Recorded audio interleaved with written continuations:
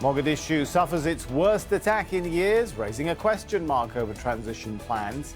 Are armed groups making a comeback? And will national institutions be able to take on more responsibility in 2020? This is Inside Story.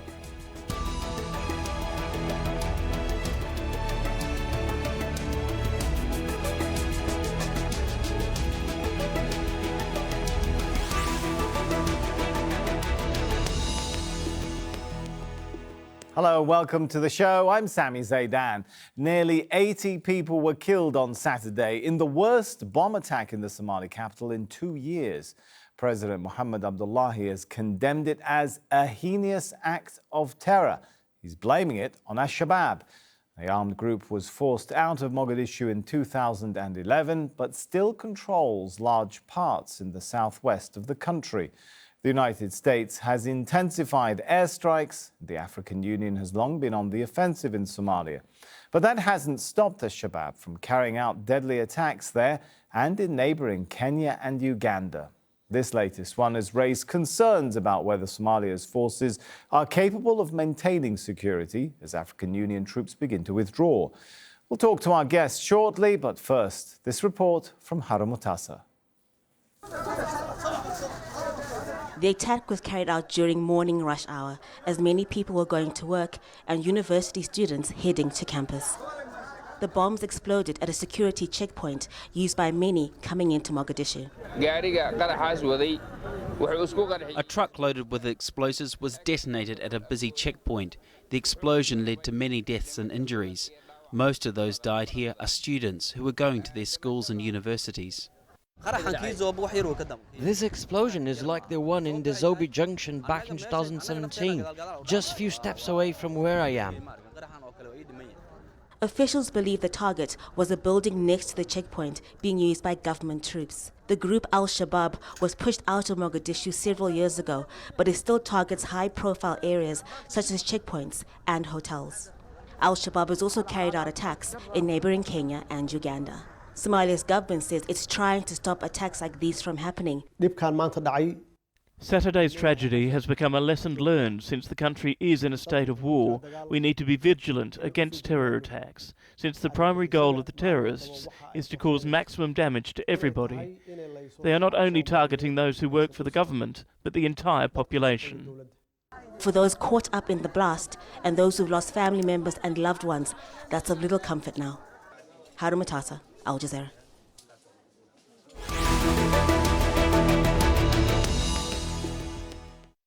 Let's bring our guests into the show then. We have joining us here in Doha in the studio is Idil Osman, an assistant professor at the University of Leicester and author of Media, Diaspora and the Somali Conflict. Mohamed Abdullahi is former head of strategic communications for the Somali government. He joins us from Mogadishu.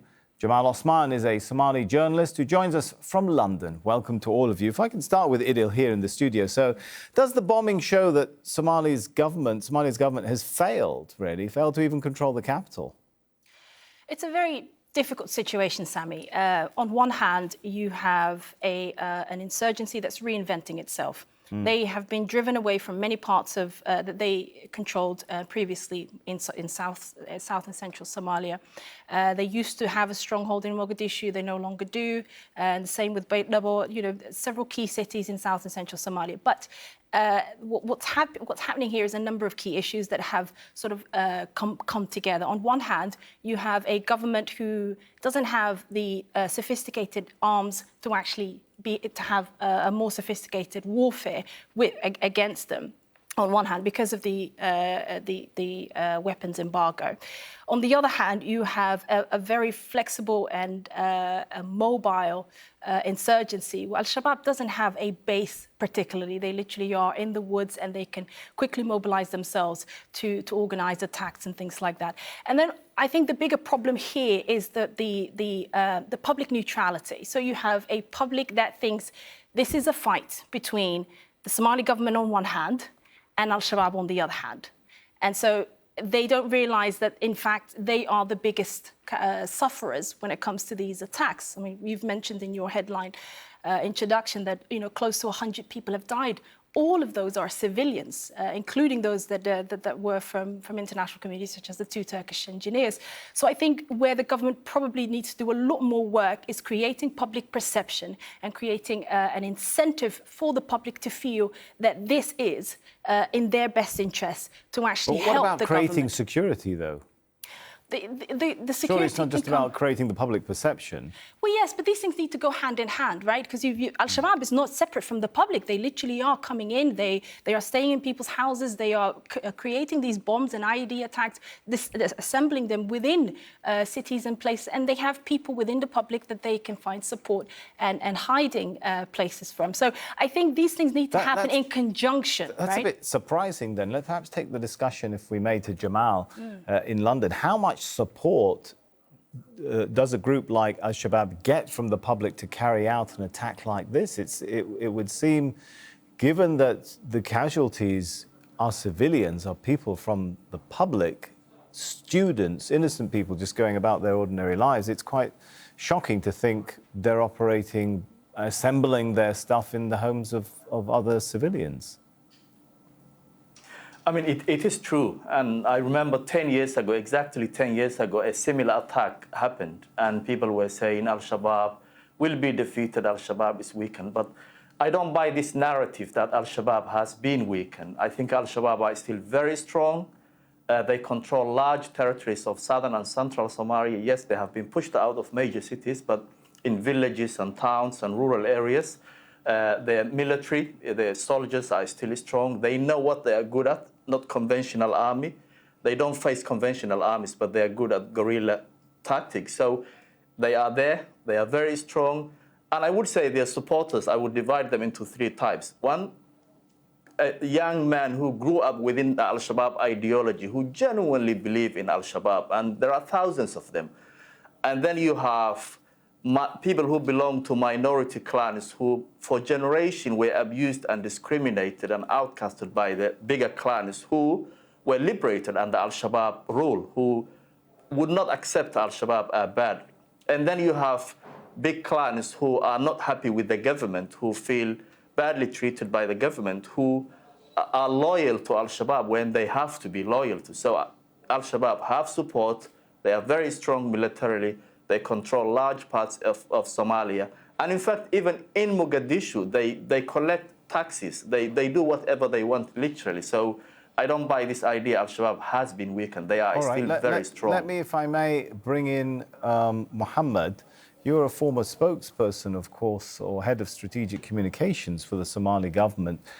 Has the Somali government, I mean, it sounds like, from talking to our guests in this show so far, it sounds like the Somali government has failed to heal some rifts, really, within Somali society, between clans at least, and that is feeding support for Shabab.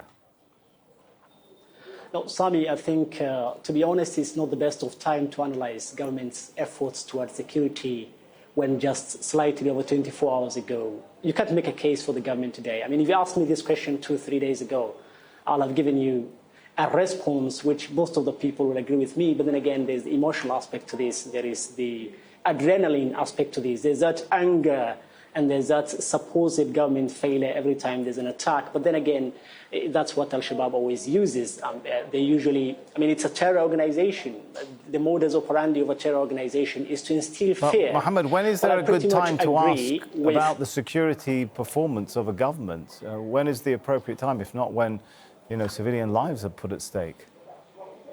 I mean, exactly. I mean, this is a government that's at war with Al-Shabaab. And as Dr. Idil rightly put it, this is a case that is seen government against Al-Shabaab, which is very wrong. I mean, the public have to take side. The public are making, I mean, are the biggest casualties. Look at yesterday. Look at 14 October in 2017. Jamal has mentioned 10 years ago at the university students' graduation ceremony.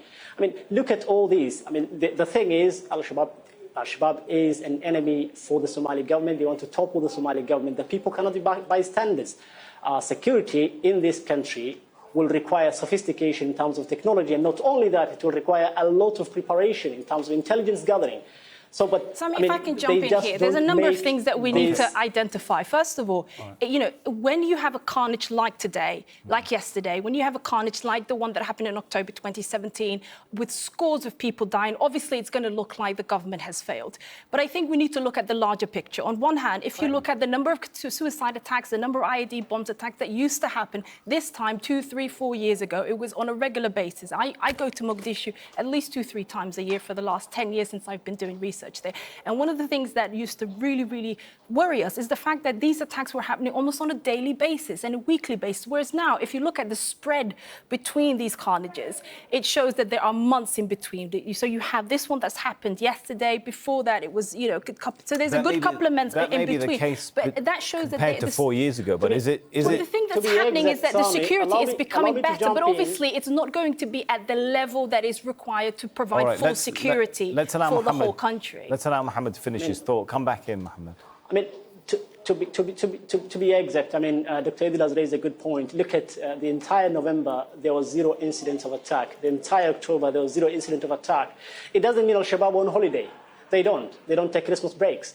I mean, every time Al-Shabaab is preparing something, is always planning, is always on the move, is always gathering, always want to do something. But then again, to assume that we had 60 days, 90 days of ease and assume that, oh, what, guess what? I mean, you need to bear in mind, it's not just Al-Shabaab that's causing these kinds of carnages. You've got a number of people that benefit from the status quo. You've got aggrieved business people. You've got the international community. You've got all kinds of shady people that benefit from the status quo. And so, therefore, having peace and stability in Somalia is not going to be at the best interest of many people, including Al-Shabaab. All right. Let me bring Jamal in and ask the question. Does the scale and location of this bombing suggest at least some degree of infiltration in the state or even security forces? Yeah, there is definitely an infiltration, and I've been told that they were targeting these Turkish engineers, though we cannot confirm that. But I would say the government has failed. If about 100 people were killed, who would you blame? Yes, Al-Shabaab have been accused. They were expected. This is what they do on a regular basis. And if we avoid the government and I mean, telling the truth, then I don't think there will be any solution. The normal sort of procedure you hear when attacks like this happen is the government condemns, they send condolences, and then they wait the next attack. And I would disagree with Idil that it's not the government that's preventing suicide attacks. I think Al-Shabaab has changed its strategy. They used to do a sort of lesser scale attacks, but now they are going for the big attacks and bigger casualties and bigger impact. So I wouldn't say the government has managed to prevent any of these attacks. I think it's Al-Shabaab that has changed its strategy. So I would repeat again, the government has failed the Somali people. All right, I can see Mohamed wants to come back in. Let's give you a chance to finish your thoughts. The nature of Sami, the nature of Al-Shabaab's attack is that Al-Shabaab, by its very nature, by its very composition, is not conventional. They wage unconventional warfare. They are amorphous, they are shapeless, they are formless. And that's how they do their activities. And not only this government, any government in Somalia today will struggle with preventing or stopping Al-Shabaab. But then, having said that, that does not negate the fact that this government has tried to do a few things. I mean, for example, anybody who is well versed with the geography of this country will tell you that there are significant inroads in security. I mean, even in movement of the Somali National Army. Look at the bridges near Mogadishu. There are towns and villages that are very significant to Al-Shabaab coming into the town that had been taken. There are a number of efforts within Mogadishu as a city that has been taken. I mean, there are the CCTV cameras all over. There is the biometric registration of the Somali National Army. All these had not been there. I'm not saying they're enough. They cannot be enough. It's a work in progress. Let's give government where they make some inroads. But then again, let's also blame the government for the gaps. And that's why I was telling you earlier on that it's not the best time to analyze soberly, objectively, what the government has done with regards to security in the backdrop of Al-Shabaab attack, recent attack that has killed over 81 people, most of them students. All right. Idil, does the bombing also raise some question marks about the effectiveness of all those foreign forces and African Union forces in Somalia?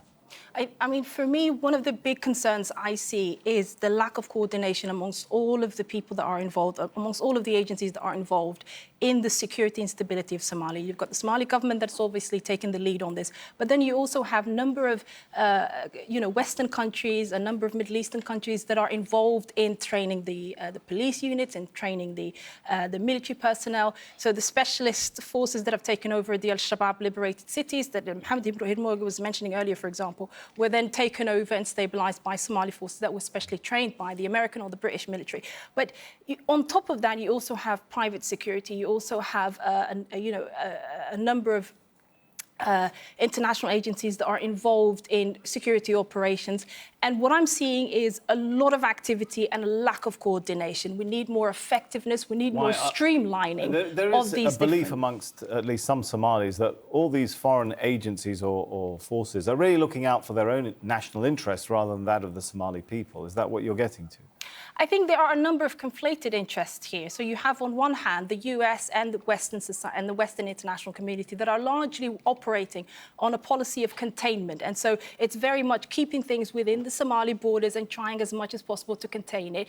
And that also is then, fueled by the fact that you have an arms embargo, which means that the Somali security forces only have AK-47s to fight when they actually need superior weaponry to fight an insurgency like Al-Shabaab. On the other hand, you have security personnel by private companies, by private businesses, and all of them are obviously looking out for their vested interest. This is why I'm pointing out to the fact that the government really does need to take leadership in streamlining all of the security operations that are happening in Somalia so that you can have a much more effective approach. Mohammed, do you think the Somali army will be ready to take on more responsibility to see a drawdown of African Union forces in 2020 as was planned?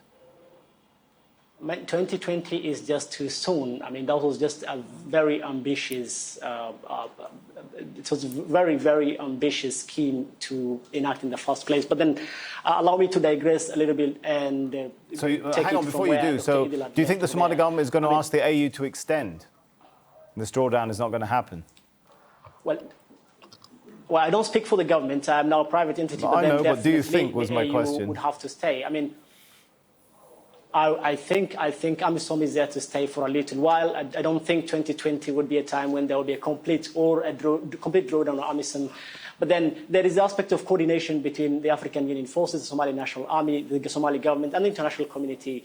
I'll give you the very list of examples. Look at the statements. I mean, there's not even centralized statement. African Union has a statement. The UN has a different statement. Even condolences, even gains when they make, the Somali government has a different statement. So people who are not able to consolidate a basic statement, something like this is how we're going to move, or this is our condolences, or this is, I mean, generally that's not there. It's an aspect of coordination which Dr. Idil has rightly put and has elaborated on. But then it is too soon to answer your question to have the African Union forces move out or even draw down for now, because whereas the Somali government has made huge inroads in ensuring that the Somali National Army is organized, and there is the head count of the Somali National Army that has been ongoing. There's a biometric registration of the Somali National Army, which is ongoing, I believe, and which had actually given the government the real template of how to know where the strength lie, or how to plan ahead in their restructuring of the Somali National Army. But then again, 2020 is just 3 days to come. I don't think it is the right time for that raises then, Jamal, that raises some more questions then about what might happen in 2020, such as, can credible elections be held as planned in 2020? I think before I answer the election, let me take on your question. Yeah. Let me answer the initial question. Are the Somali forces ready to take over the country? And the simple answer is no. And I don't think the African Union forces are going to leave Somalia anytime soon. Simply, when you hear Somali forces, they are made up of clan militias. There is no such thing as Somali forces, as unified Somali forces. And they are loyal to their clans first. The idea of nationhood is an abstract idea to most of Somalis. So I don't think the African Unions will leave anytime soon. And if they do, Al-Shabaab is there to take over the country. They are there. They have their armies. Their system still exists. So that's that. Coming back to your question on election. Yeah, where does that leave elections then? That doesn't seem to bode well for the whole one man, one vote. How though, Jamal, if I may ask, how though, Jamal, is Al-Shabaab going to take the country? Because we know Al-Shabaab ideology is not very popular anymore. There's no ready stream of new recruits for Al-Shabaab. They keep making losses. Why have they? In the conventional warfare. Why have they been around if they are not popular? This is false narrative. Al-Shabaab in southern and central Somalia, they are popular. They have supporters. They have loyal supporters who are willing to die for their cause. Do we have statistics to prove that Al-Shabaab has a ready new stream of...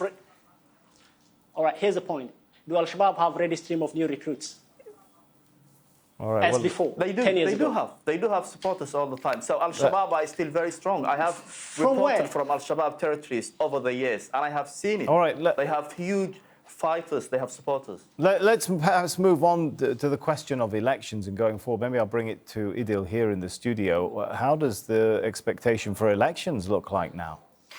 Well, you've got the government and the international community that are both pushing for the one man, one vote approach. It's going to be interesting to see if that can happen, though, right? I think they're going to face some real difficulty. On one hand, you've got obviously the security challenges, the fact that the government doesn't have control over all of the areas within the Somali territories. The second issue is the fact that you have the federal state members who don't all agree with one man, one vote. You've got Puntland that's against it, you've got Jubaland that's against it, you've got Galmudug that's against it.